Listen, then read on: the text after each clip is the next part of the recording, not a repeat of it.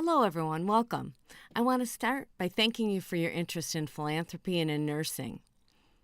Philanthropy is defined as a desire to promote the welfare of others, expressed especially by the generous donation of money to good causes. And if you are watching today, I'm pretty sure you think anything related to the nursing profession is a good cause. But a very wise man named Aristotle purportedly said, "To give money away is an easy matter and is in any man's power. But to decide to whom to give it, and how large, and when, and for what purpose and how, is neither in any man's power nor an easy matter."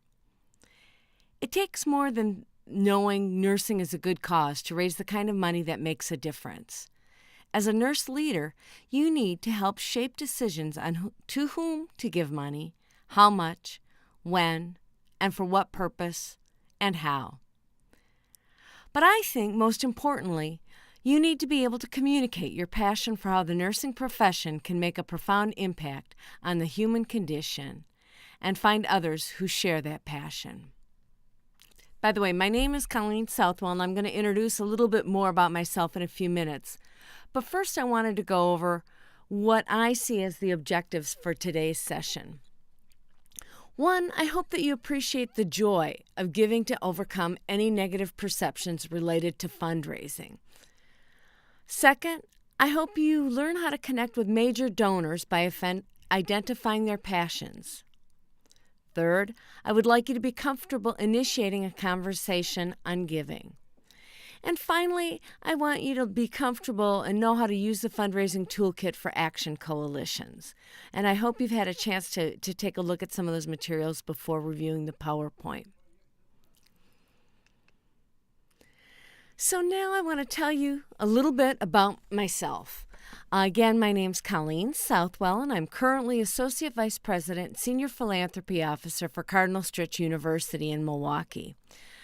But I guess the reason I'm with you today is prior to that, from 2004 to 2014, I had the pleasure of serving as the Director of Development for the University of Wisconsin-Madison School of Nursing, and was the lead staff person for a campaign to construct a new Nursing Sciences Center, now known as Signe Skott Cooper Hall. A little bit about my background. I am a Badger. I got my degree from UW-Madison in public relations, and for the first 20 years of my career, I was a public relations professional, industry agency, and then ended up doing public relations at the University of Minnesota for both their Cancer Center and College of Veterinary Medicine. And I think that's when you're hearing my perspective on fundraising and philanthropy, I do come from that public relations perspective. And when my family moved back to the Madison area in 2001, I interviewed for jobs at my alma mater at the UW Foundation, but they were looking for someone that had development experience. And I didn't. I had done communications and alumni relations. But then the School of Nursing was looking to launch a campaign, and they did not have much of a donor base, and they really had a need for my public relations experience. And so they contacted me, and I was like, this is going to be fun. Let's lead a campaign for a new building. And so when we started, we had an artist rendering and $7.5 million in secured funding. And that included a $6 million lead gift from the hospital medical school and $800,000 from two estate gifts. So basically, we were starting from scratch. And that was okay. We had a lot of fun with the campaign, and at the grand opening, we had secured $25 million, enough to pay for the private portion of the construction, as well as two endowed chairs and some other funding for operations. So I guess I just share that as a bit of background and to say that, if you have a good vision, you have a lot of energy and enthusiasm, you can make a good case for support, you can achieve pretty incredible things. To start, I want to remind everybody that donors give through organizations, not to organizations. They give to make the world a better place, to make a difference, to leave a legacy. And it made me think of one of our donors. It was an emerita faculty whom I met with early on in the campaign, and she really had absolutely no interest in the building. She was a nice woman, I was a nice woman, we talked, but as we got along, it was very interesting to see how she viewed, first of all, giving to bricks and mortar, how that really made a difference to her passion, which was pediatric nursing. And she and her husband made a major gift to the building, and in 2014, at the time I was leaving, they endowed a professorship in her name.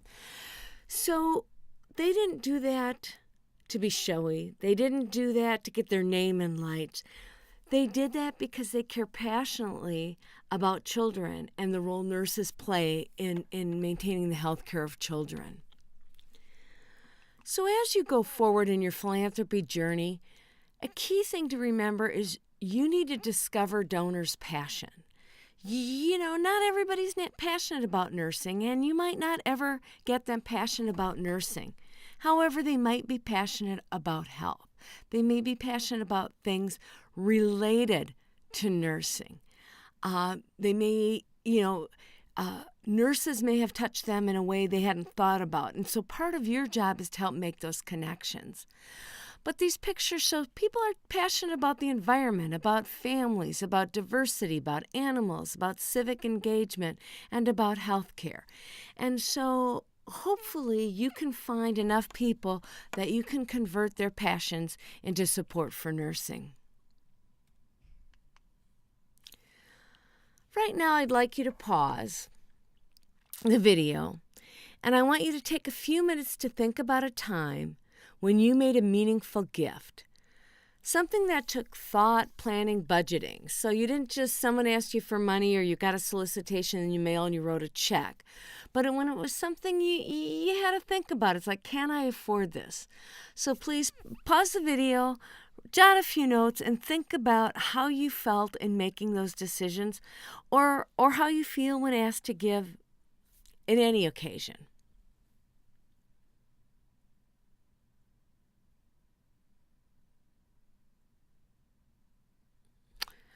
Welcome back.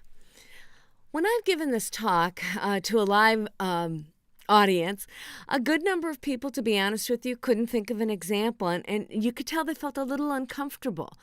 And don't. That's the way it is for a lot of people, and we'll talk about that more.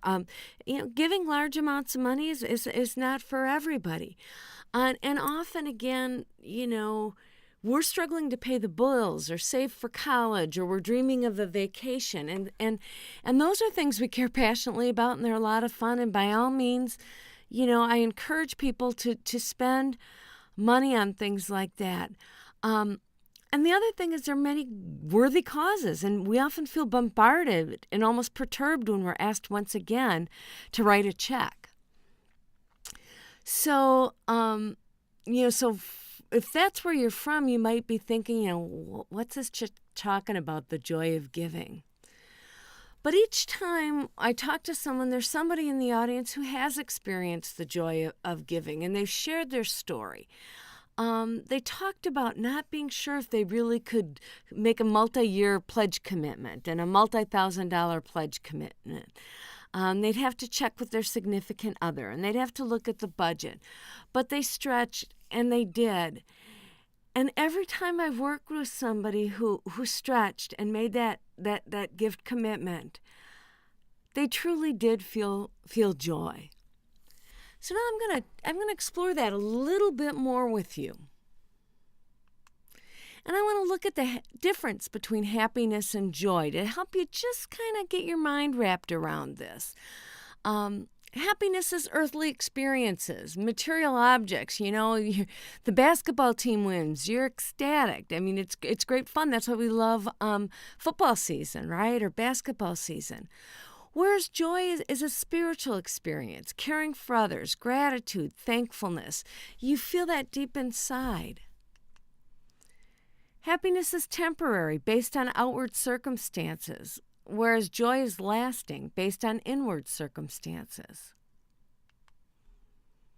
Happiness can be an outward expression of elation. Joy is inward peace and contentment.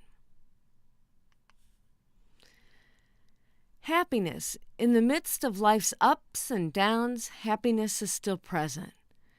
Happiness can be experienced from any good activity, food, or company. Joy, on the other hand, is through serving others, sometimes through sacrifice with no possible personal gain. I want to reiterate that. Sacrifice, no personal gain. Joy is a byproduct of a moral lifestyle.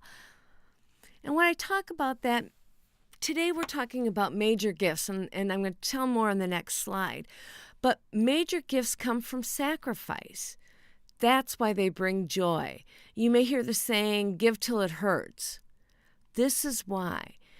And whether you're giving on your own or you're having conversations and hoping and encouraging other people to think about making a significant gift to the cause you're talking about, people don't jeopardize their financial security. They make a gift to your cause rather than go on a trip to Europe, but I'll bet it would be their second or third trip to Europe. So don't worry about that. As long as you're authentic, come from a place of passion and joy, have a strong case. Don't worry about people giving. They're only going to give if they want to. So I'm talking about a major donor. What is a major donor? And when we look at the process of philanthropy, this is the best way to just kind of generally say it. An annual gift is a quick decision. You write a check. It's frequently given.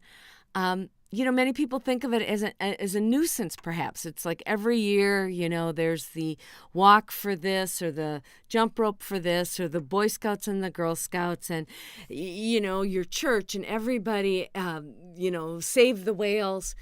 Especially at the end of the year, you truly do feel bombarded. And that's annual giving. And my one piece of advice to you is, just say no. You don't have to give to anything. And I think as long as you give to something, give to what you feel most passionate about in your personal giving. Pick a couple of key areas. Remember those pictures I had earlier.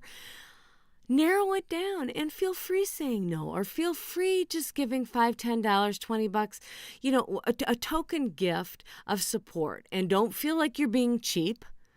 This is just a token gift, and you focus your philanthropy on things you care about. Now, a major gift, that's more thoughtful. You may need input from others. I remember the first time I made what kind of felt like a major gift for me was when I wrote a $100 check. Okay? I was like, oh, wow. And I realized I could do it, and I wrote a check. And I wrote that check, but it was the sort of thing I didn't need a check with my husband. I could buy something for $100, and so I could do this.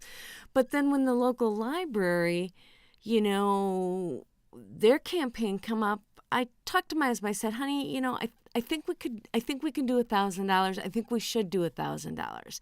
I think we should pay $100 a month for 10 months or whatever we ended up doing. Libraries are important. Our kids went to the library after school when I was working. And so that was my first major gift. Paid over time, it usually requires personal solicitation. Now, my library one didn't. Often for $1,000, you're not going to get personal solicitation. But over the last 12 years, people have given $10,000, $25,000, $100,000, $1 million gifts that I've been involved with. And those gifts would not have come in the door if I hadn't initiated a gift conversation. So that's what's required for major gifts. Another key thing to remember, and this is why the focus is often on major gifts, is that 90% of your funding will come from 10% of your donors. Okay? You've all heard of the 80-20 rule. In philanthropy, for the most part, it's a 90-10 rule. The other thing, just to say, I don't have a slide on this, and I probably should, people always think to ask businesses or ask foundations, or have you thought about talking to the Gates Foundation? I'm laughing about that because, to be honest, people were well-intentioned, but yeah, the dean and I thought about the Gates Foundation. Many foundations have very rigid requirements for giving, and, development professionals know how to approach foundations, and foundations are an important source of philanthropy. But again, about 70% of the many billions of dollars given to good causes in the United States each year, 70% comes from individuals.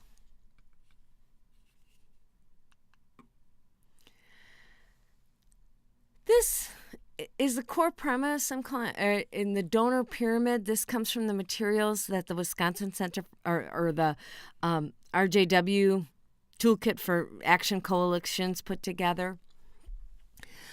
But I want you to think a little bit about this. The bottom of the pyramid are all constituents. So in my case, working in higher education, you can think of that as all alumni. If you're working for a hospital, it would be all patients. Then you move up and you have your initial donors, okay? And, usually that's only maybe 30% of all constituents. And then you have renewed or upgraded donors. These people are having good experience. They continue to believe in the mission of the organization. They give, and sometimes they may give a little bit more. If you have a telefund, hopefully if you have a good telefund, they'll say, gee, Mrs. Smith, I see you gave $100 last year. Do you think you could give $500 this year?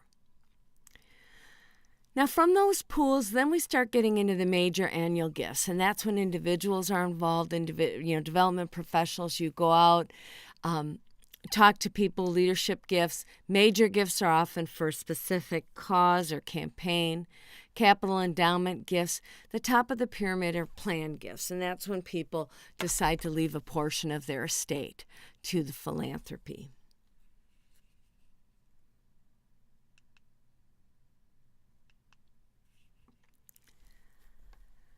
I'm calling this the fallacy of if everyone gave $1,000. Now, I say that because I have been in many class campaigns, or when we have initial meetings with people to say, let's think about raising money. And inevitably, somebody will say, well, if everybody gave $1,000, if we had an alumni class, if everyone gave $1,000, we'd have $100,000 to endow a scholarship. Remember the 90-10 rule. That's not going to happen.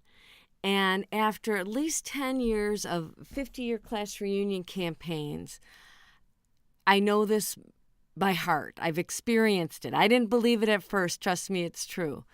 At least 50% of those constituents, that base of the pyramid, won't give anything. More likely, 70% won't give anything. Doesn't matter why, what. They just are not going to give. Of the remaining amount, you'll be lucky if half of what you ask, give half what you ask for. So we have 100 alumni. Only 30%, only 30 are going to give. Okay? Maybe 15 of the 30 will give you the full $1,000. The other 15 maybe give you 500, maybe give you 10, maybe give you 100.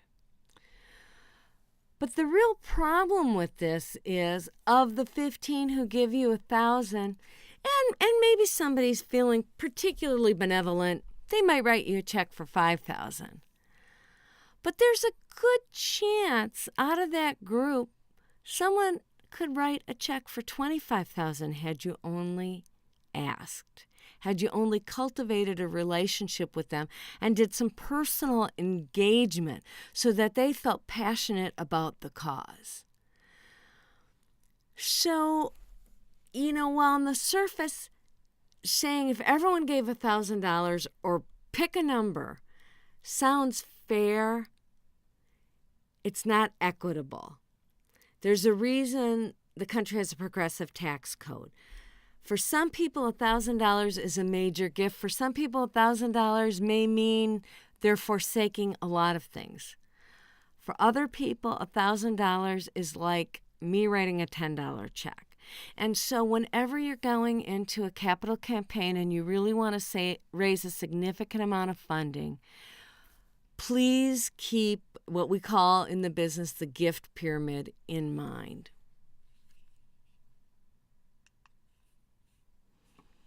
So now I want you to pause, or hopefully you've taken a look at or you found online the toolkit put together to accompany this slideshow. There's a lot of great information in there. Again, a caveat, much of it was written with the idea that the state action coalitions for the Robert Wood Johnson nursing campaign, that they'd be working together to raise money. And in the state of Wisconsin, it was decided to just do philanthropy presentations, encourage nurses to work within their own organizations to help raise more money for the nursing profession as a whole. The three things I want to talk a little specifically about in the toolkit is the core pillars and premises, really understanding the process, the case for support, and relationship management. So the core pillars, this is they put together, I think it was Campbell and Company. I've got references at the end. But this is a framework they've put together for fundraising success. And so I just want you to read through it, and I'll read through it with you. But this is kind of the main process. There's an art and science to philanthropy. It's not just shaking hands, building relationships, and asking people for money. It is a profession. There's a lot that goes into that. Most of you are not going to be professional fundraisers or development officers. I'm hoping you're going to be working with a professional development officer. But it's good for you to understand the basics of the profession and the processes involved so you can be an effective partner with major gift officers. And this first part, the fundraising strategy, this is really critical as a nurse leader. What level of philanthropic support do we need to raise, and for what purposes? You're not just going out to raise money to raise money. What are we going to do with it? What do we want to accomplish? Think of our friend Aristotle, those key questions way back then. You need to be clear on that, because as much as I like to talk about passion and joy and isn't this great, you also need a business case. When we built Cooper Hall, we needed to have a business case. You need statistics, you need numbers, you need to put it all together.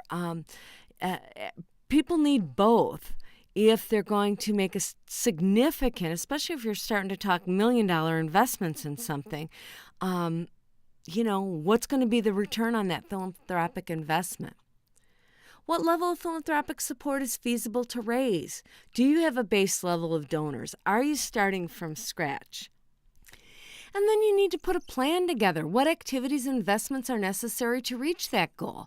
So if you're with your own nonprofit or it's a new campaign, okay, do you have a development officer you can work with? Are you going to need to hire one? How are you going to communicate? Are you going to need special events?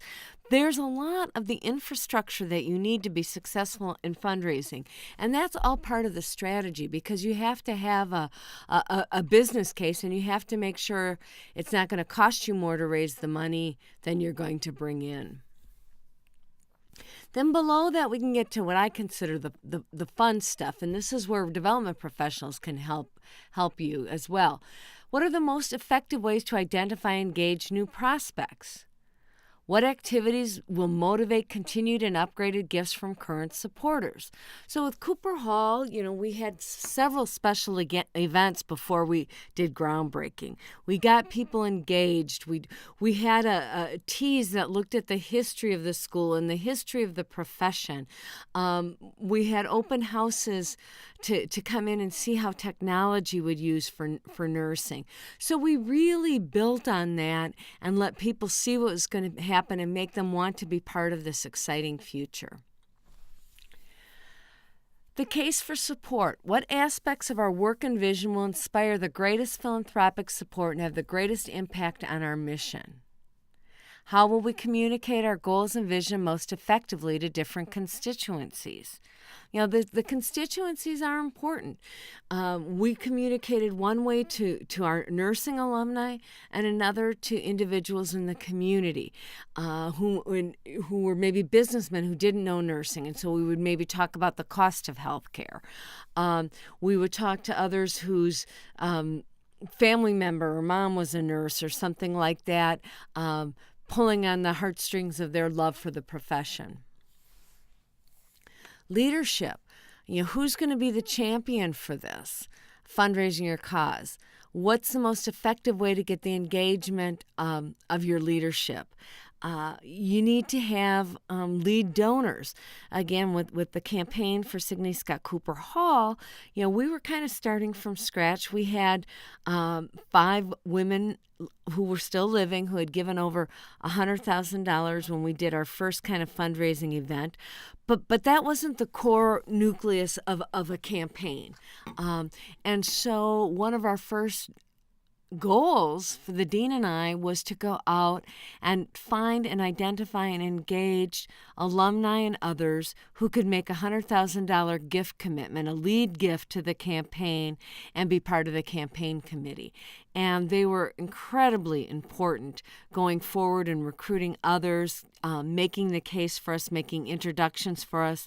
We could not have succeeded at all without the dedication and devotion of those key leaders.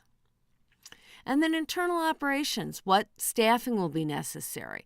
What systems do we have in place to organize and track our work?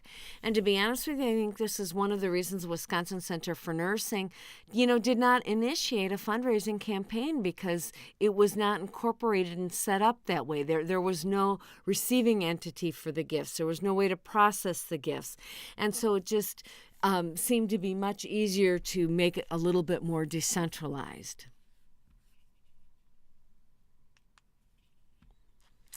The case for support. Now, this is really important, and I want to differentiate. Sometimes when people talk about the case for support, and this is even with development professionals, people are picturing a beautiful, glossy magazine that lays out everything. That may or may not be, on your screen there, the lower right hand print brochure, peel level, something like that. But what's really important is the upper left hand. What do we offer our donors? Defining the rationale for support and opportunities. Going down, the value proposition, the giving opportunities, why give? Okay, if you're concerned about the nursing shortage, what are we going to do about the nursing shortage? Okay, and how can philanthropy help do that? Is scholarships, can you make the case that scholarships, people aren't going to nursing school because it's too expensive, and so if we have money for scholarships, that will help us recruit more nurses? Is that true? Can you back that up? Can you document it? So that's the case for support. Once you have that, you can get into the messaging. What do we say? How can we do it in a compelling way? Talking points, etc. And then the community, how do we deliver the message? In person, on web, news media, things like that. So that's very important part of it. But again, as nurse leaders, what your development professionals you work with they need you to articulate how giving to your cause is going to make a world a better place in specific, tangible, measurable ways. And once we have that, we can build the emotion around it. All right. It's hard for me because I can't see you, my audience, but I'm hoping some of you maybe remember this gentleman and one of his hit songs, Delilah. Last time I gave this presentation, we had a woman who had a wonderful voice, and she could sing the refrain. Why, Delilah? Now, I can't sing, so I'm going to say it again, and hopefully if you know the song, you're going to get a little earworm implanted in your brain. Why, Delilah? I put that in there so you can always remember to ask why, and then to top it off, throw in a so what. That's the essence of your message. Why is nursing important? Answer that question. Why is that important? Answer that question. Why is that important? Answer that question. So what? You're going to end up with the kernel. I used to use this all the time when I was a public relations professional. In particular, I started using it ages ago when I'd have a client or come up to, say, we need a newsletter. Why? Well, we need to communicate. Why? Well, then they had to stop. And as I got them to think about why they needed to communicate, what they needed to communicate, what they wanted to have happen through the communication, when I took them through that mental process, then I, as the communications professional, could advise them if indeed a newsletter is what they're needed, or there might be several other things and or a combination. But even with the newsletter, if you didn't get at the core essence of your message and why you wanted to communicate, you'd be wasting your money. So always remember why 3 times. Along with this is something I picked up from, I think it's Advancement Resources, and they talk about their vision or their wow statement or focus. And again, after you have the business case, the details of what will result tangentially from the investment, then you can get at what's going to result in the bigger picture. And so, you may have, and you have to, extrapolate a little bit and paint a broad picture that what you're giving money to may be only a small piece of the bigger picture, but focus on what's possible rather than what it is. Anticipate the best outcomes. Have a vision. How I'll make a difference for society, not the institution. Okay? Really, people want to change the world. Now, they know if they give you $1 million, you're really not going to change the world. And with all due respect to the Zuckerbergs, I think I said their name right, $3 billion is really not going to end disease. But that's a great vision. That's an inspiring vision.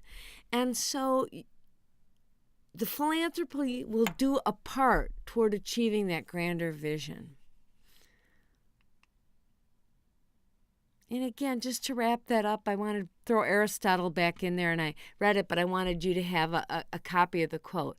To give away money is an easy matter and is in any man's power, but to decide to whom to give it, and how large, and when, and for what purpose and how, is neither in every man's power nor an easy matter. As a nurse leader, you're going to help do that. You're going to make the case so that when they're going through their decision-making process, it's laid out for them. Now, I would encourage all of you to go to the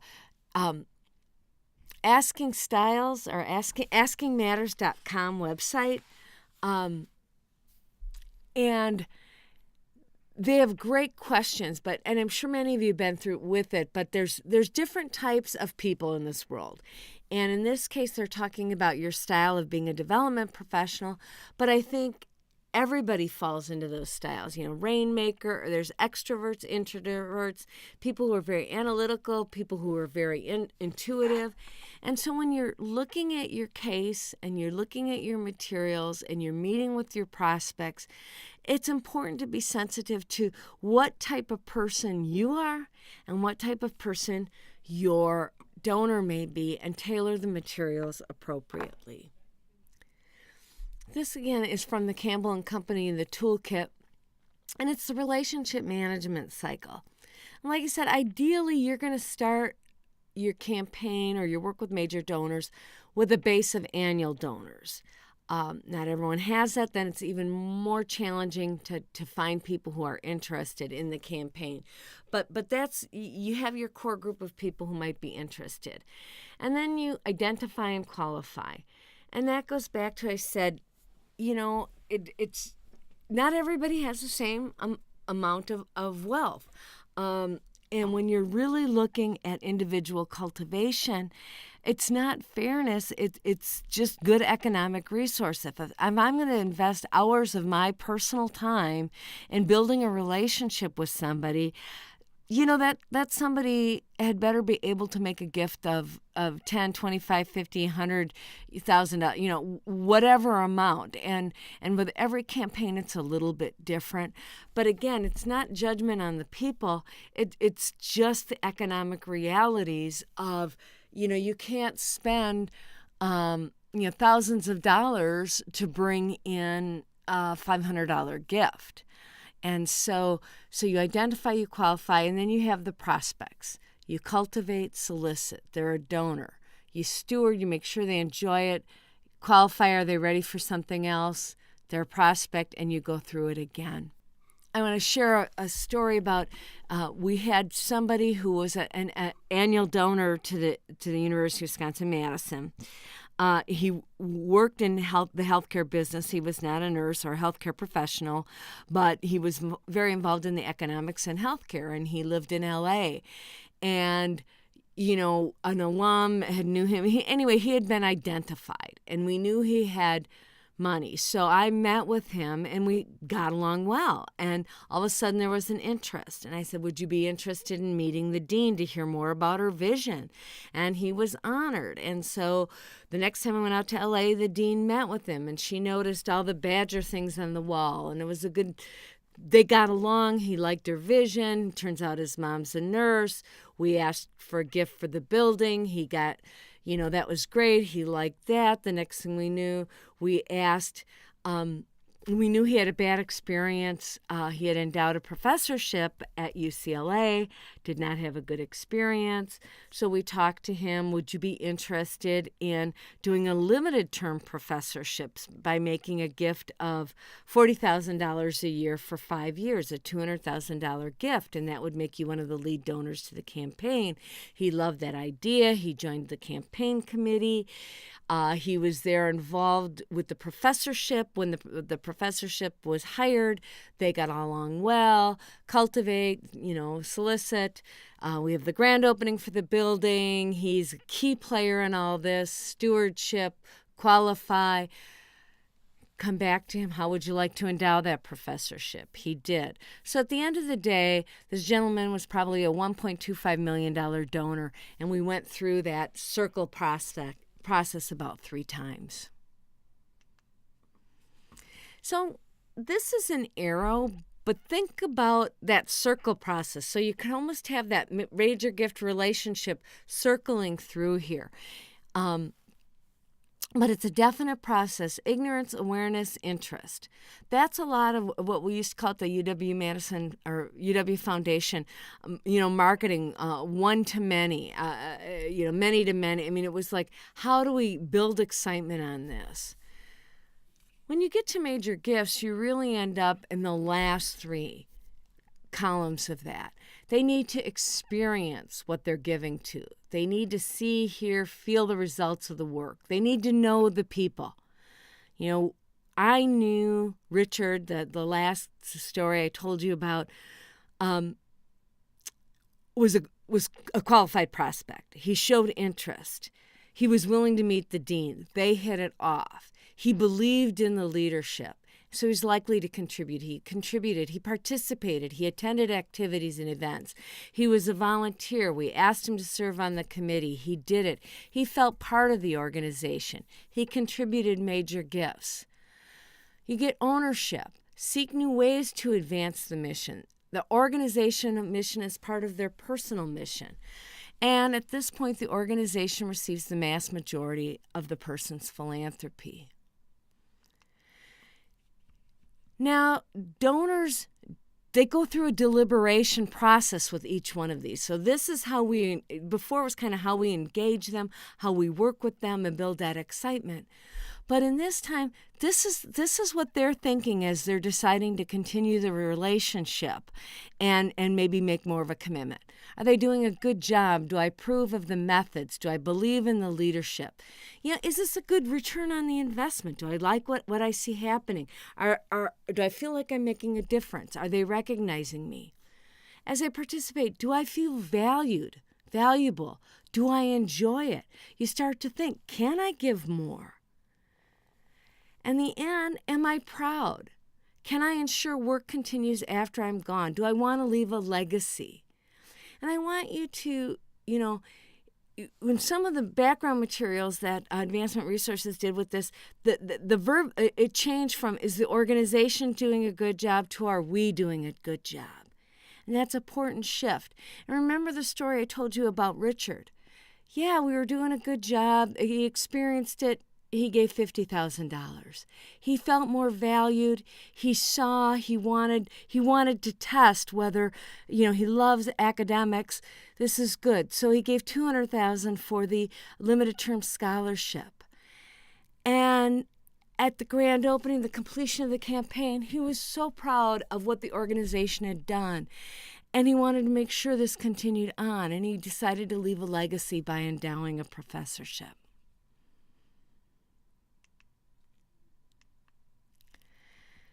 So this is just, this could be a whole nother slideshow. And you're probably getting tired and I'm getting a little winded. But these are just some things, focus on the individual donors. If you're part of a campaign or you're part of a committee and you hear someone saying if everyone gave 1,000 or let's go to the XYZ Foundation, remember it's really the individuals who have significant wealth who can really make the difference. People give to people. It's a relationship business. You have to build trust by working with people. The higher the contribution, the more personal contact needed. Again, often over a time period of years, if you're looking for, $1 million gifts, these don't happen overnight. The larger the contribution, the longer the cultivation. And again, work with your organization's development professionals. They know how to do this, and they're going to be happy to have a willing partner.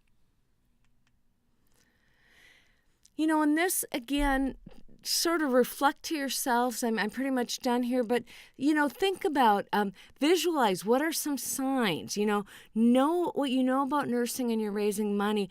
What are some cues just in conversations with people that they might care about this? What can you ask them? How can you share your passion, your elevator story? If you're in the elevator with someone of wealth, you don't want to just give them their pitch. But is there a way, what can you ask them that might elicit insights into what they feel passionate about?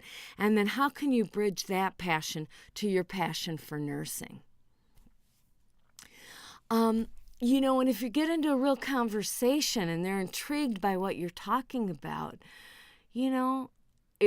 ask, hey, you sound like you're interested in this. Would you like to learn more? Can I share your name with our development director? That's all you need to do. You don't have to ask them for a gift. But help the development director cultivate them. But there's opportunities for them to say no. But always look for opportunities for them to say yes, to move along that continuum. And so if they go, yeah, I'd like to learn more. Or maybe it's like, again, if they have capacity, by all means, don't go right to the development officer. You say, Would you like to have a meeting with our chief nursing officer or our dean or, whatever, depending on how much money they have and how interested you think they are, and where you are. But invite them to engage in a conversation with another person that can move them along the continuum. Well, that's all my slides. Thank you for hanging with me. I'm hoping you're still there.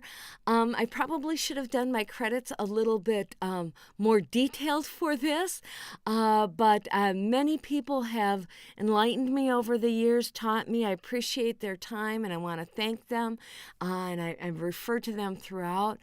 I'm also, I love what I do. I'm passionate about this, and so feel free to contact me via email if you'd like to talk more or have any questions. Thank you again for your time, and I wish you luck as you pursue the joy of philanthropy. Thanks.